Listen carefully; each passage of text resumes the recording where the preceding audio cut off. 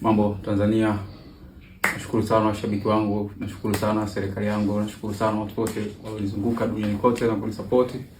Mechi kama mlivyoiona, begi langu limepotea airport wakati nakuja huku.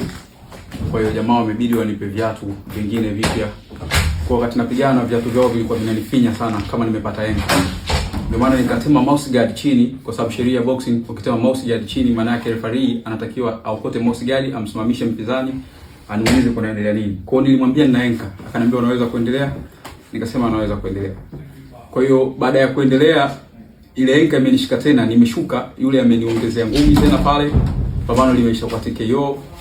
Lakini mimi sihesabu kama ni TKO kwa sababu nyinyi wenyewe mmeona. Nashukuru sana. Lakini tunajaribu kuongea na promoter nipe rematch naye kwa sababu na mimi bado nina uwezo wa kufanya kitu. Napenda sana washabiki wangu. Asante sana.